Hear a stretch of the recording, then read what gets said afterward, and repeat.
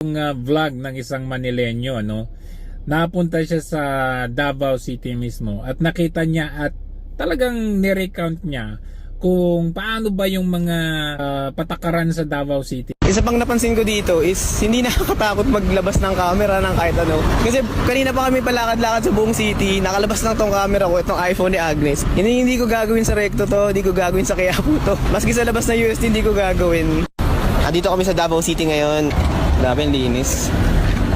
Hindi sila humaharang sa pedestrian lane. Ang napansin ko is hindi siya mapanghe. Feeling ko lahat ng Davaoenyo masasabi yun, hindi talaga mapanghe dito. Kasi meron kami mga foreigner friends na yun ang laging sinasabi about sa Manila. Ang pinaka-primary amoy daw ng Manila is mapanghe. Obserbasyon lang, humihinto sila before ng pedestrian lane. Pati yung motor oh. Pati yung motor oh. Uno, dos, Meron tres, silang pakialam sa cuatro. pedestrian lane dito. Puta Hindi naman madre. kami nag-iinarte sa pedestrian lane. Ang maganda lang sa kanya dahil nasa likod yung mga sasakyan, mas madaling maglakad, mas safe para sa mga citizens. And actually yun naman talaga dapat yung ginagawa ng tao eh.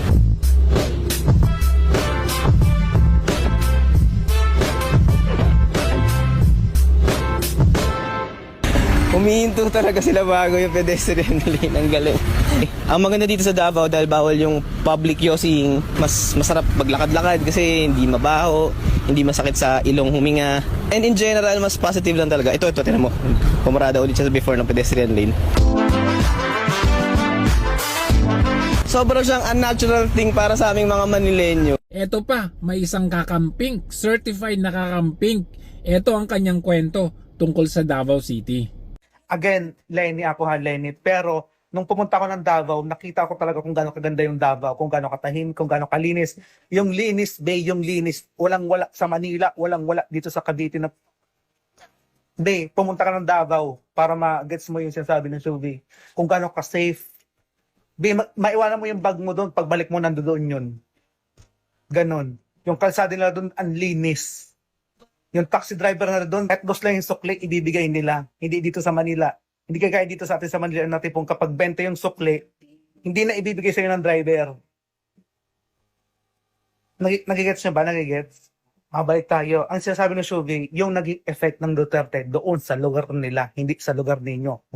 Bukod yung. Ito hindi naman sa paggaano ha, pero ang problema kasi sa ating mga Pilipino, ang galing natin ang ganyan, mang-bash, mang-cancel, pero kulang naman sa comprehension. At kung pag-uusapan naman ng flood control dahil yan ang pinakamainit na usapin ngayon sa Davao City. Pinakita yung flood control projects, 3 palapag. Flood control, Davao City. Isa lang ito sa mga flood control na tinayo dito sa Davao City na kung saan dito nga pala ito sa Barangay Mandog, Buhangin District dito sa Davao City. At tapat nga pala ito ng Davao River at nakakatuwa lang dahil itong flood control nila dito, 3 palapag pala ang ginawa ditong flood control. Mapapansin mo, itong kinakatayuan natin at habang naglalakad tayo, ito yung pangalawang palapag ng kanilang flood control at yung unang palapag, ito yung nasa ibaba. Nakaka-amaze lang dahil makikita mo talaga dito sa mga flood control na pinupuntahan ko na ginawa ng tama at quality at standard ang kanilang trabaho dahil makikita mo naman kung gaano katitibay at kung gaano katindi ang paggawa nila dito sa mga flood control na to. Eto pa. Guys, dito tayo sa ilalim ng tulay dito sa may Sitio Luman. So ayan o, imagine mo, yan yung hagdan na inakyatan natin kanina papunta doon sa taas. At the same time, ayan, may mga butas-butas pa. Yan yung mga sinasabi natin. For sure, may kita mo dito na talagang ginawa ng maayos at ginawa ng maganda ang kanilang trabaho. So, ito yung pinaka-Davao River, guys. Kung mapapansin mo, yan ang pinaka-Davao River. So, may mga hagdan talaga silang ginawa dito. Ayan, mga hagdan na pwede kang umakyat at bumaba sa area na to. Katulad na lang dito na pwede ka umakyat papunta doon sa kabila. Diba? So, dito patunay na may napupuntahan ang pera ng mga mamamayan dito sa Davao City. Eto, mas maganda. Aerial view.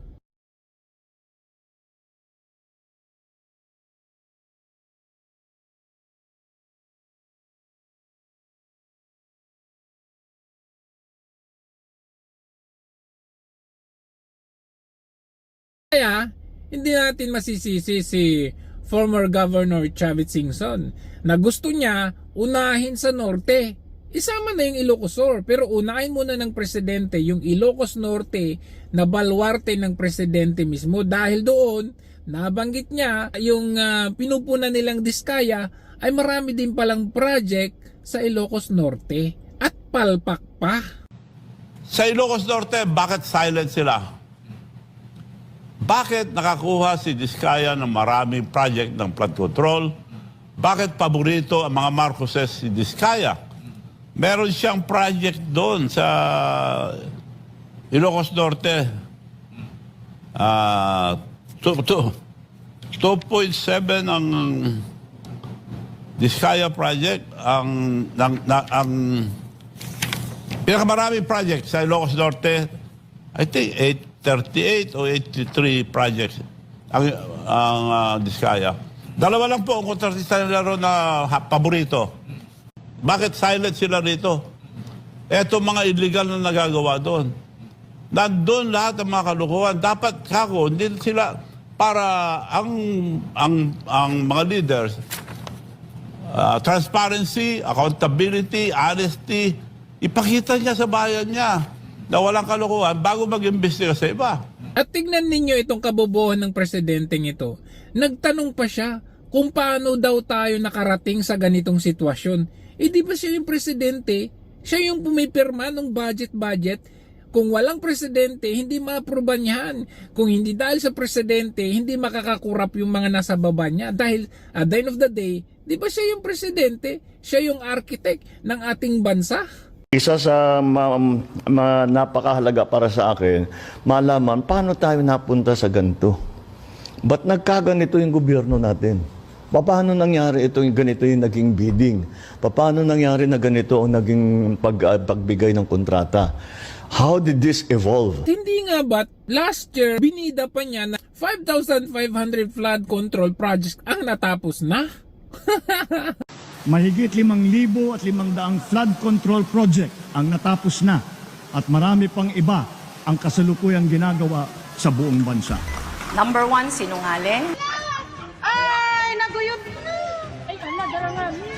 Sa Albay, inanod ng baha ang mga bahay na ito sa barangay Bonbon sa Libon. Ang pinakamahalaga ay ang buong bansa ay matibay at laging handa sa nakakapinsalang mga sakuna. Pangalawa, in the difficult moments, hindi siya nagpapakita. Sa sobrang taas ng tubig, halos bubong na lang ang makikita sa ilang bahay.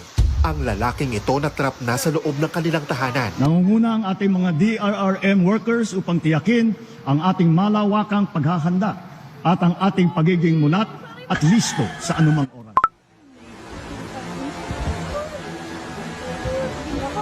Bilang pangunahing paghahanda, nagtatayo tayo ng mga mahalagang infrastruktura na magsisilbing proteksyon at sentro ng koordinasyon, lalo na sa aspeto ng paghahatid tulong.